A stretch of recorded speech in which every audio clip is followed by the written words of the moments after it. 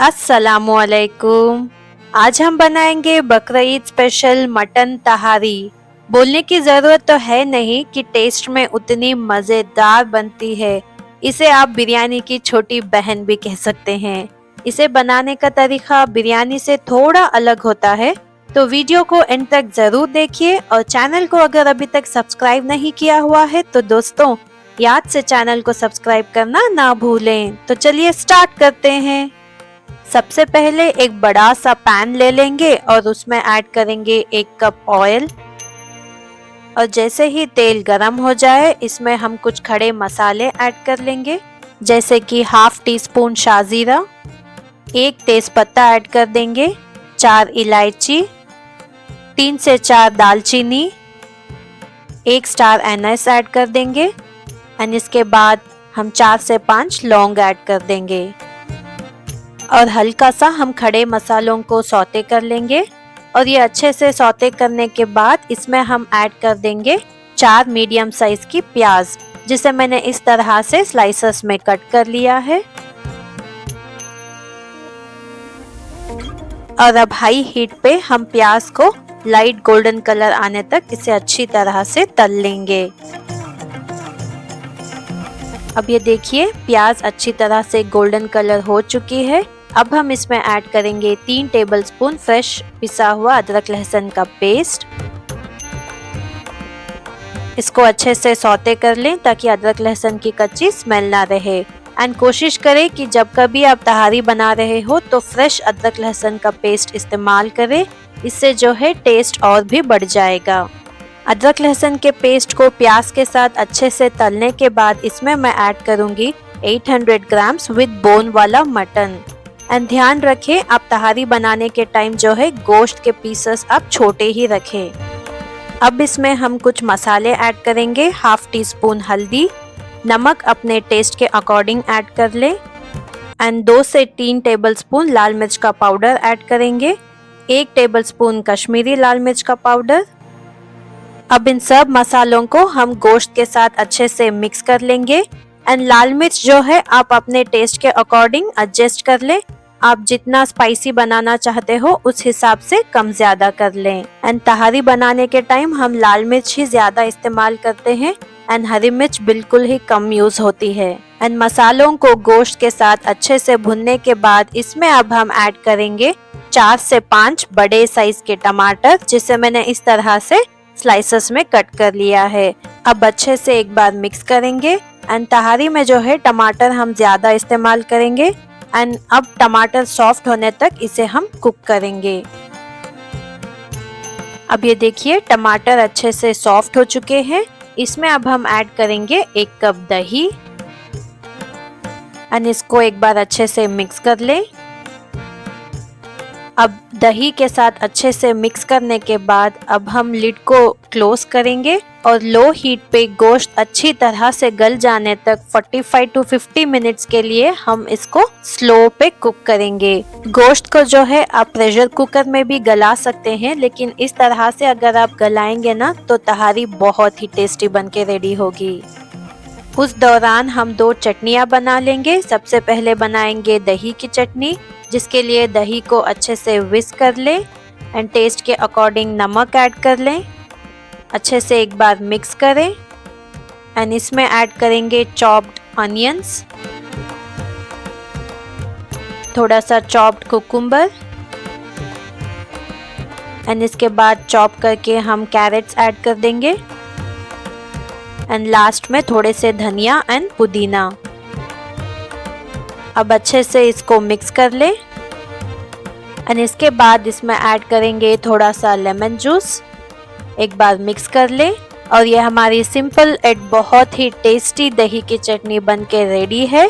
इसके बाद अब हम बनाएंगे नेक्स्ट पुदीने की चटनी, जिसके लिए मैंने यहाँ पे धनिया, पुदीने के पत्ते, 3 से 4 हरी मिर्च, लहसुन ले लिया है। अब हम एक मिक्सर जार लेंगे और उसमें ऐड कर देंगे पहले धनिया, इसके बाद पुदीना ऐड कर देंगे, हरी मिर्च आप अपने टेस्ट के अकॉर्डिंग ऐड कर लें, लहसुन ऐड कर लें एंड अब इसमें हम ऐड करेंगे 1/4 कप सूखा नारियल का पाउडर। अगर आपके पास कच्चा नारियल है तो आप स्लाइसेस करके ऐड कर सकते हैं। एंड इसके बाद मैंने यहाँ पे थोड़ी सी इमली को सोक करके रखा था पानी में, वो भी मैं यहाँ पे ऐड कर रही हूँ। एंड नमक ऐड कर लें टेस्ट के अकॉर्डिंग। अब इन सबको अच्छे से ब्लेंड कर लें। और मैंने यहाँ पे थोड़ा सा पानी ऐड करके अच्छे से इसको ब्लेंड कर लिया था। अब ये हमारी चटनी एकदम बिल्कुल रेडी है। इसमें ऐड करेंगे हम थोड़े से स्लाइस्ड अनियंस, ये ऑप्शनल है, लेकिन अगर आप ऐड करेंगे तो अनियंस का क्रंच बहुत ही अच्छा दिखेगा चटनी में। एंड ये वाली पुदीने की चटनी जो है तहारी के साथ परफेक्ट कॉम्बिनेशन है, ये बहुत ही टेस्टी लगती है। अब ये करीब 45 to 50 मिनट स्लो पे पकने के बाद हमारी अखनी देखिए खतरनाक लग रही है। गोश्त भी अच्छे से गल चुका है। अब हम इसमें ऐड करेंगे हाफ टी स्पून गरम मसाला, 4 से 5 कटी हुई हरी मिर्च ऐड कर लेंगे, 1 कप धनिया एंड 1 कप पुदीना ऐड कर देंगे। अब इन सबको अच्छे से एक बार मिक्स कर लेंगे। और ये देखिए हमारी अखनी बिल्कुल रेडी है।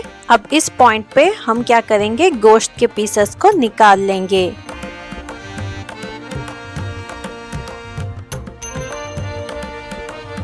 ये देखिए इस तरह से हम सारे गोश्त के पीसेस को निकाल लेंगे।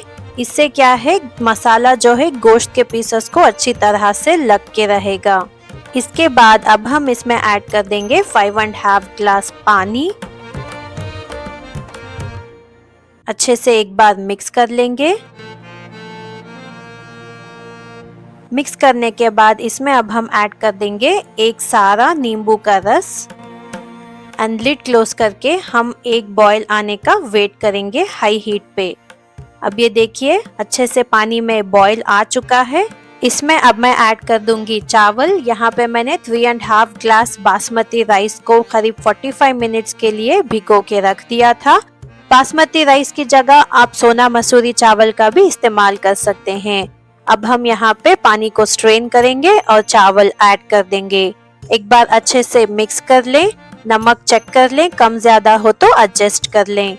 एंड अब हाई हीट पे हम इसे कुक करेंगे।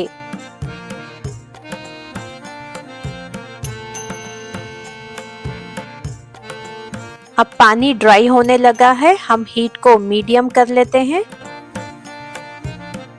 एंड इस पॉइंट पे हम यहाँ पे 1/4 कप शीर खुरमा वाली सेवइयां ऐड करेंगे, जिसे मैंने हल्के से ड्राई रोस्ट कर लिया था।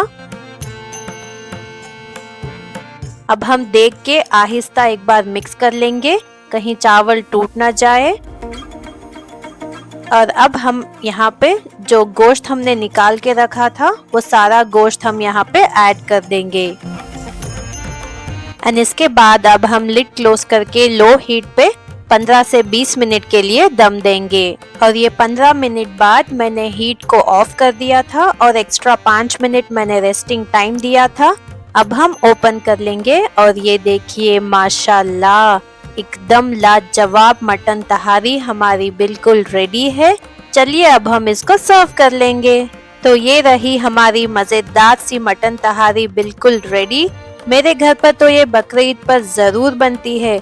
आप साल भर में जितनी बार भी तहारी बना के खा लो, लेकिन ईद के दिन वाली जो तहारी बनती है ना, वो बहुत ही डिलीशियस होती है। खासकर इसे आप पुदीने की चटनी के साथ एंजॉय कीजिए, बहुत ही मजे की लगेगी। तो इस ईद पर मेरी इस मटन तहारी की रेसिपी को जरूर ट्राई कीजिए और अपने फैमिली और फ्रेंड्स के साथ ईद को एंजॉय कीजिए। वीडियो अगर अच्छा लगा हो तो लाइक करें, शेयर करें और याद से चैनल को सब्सक्राइब करना ना भूलें।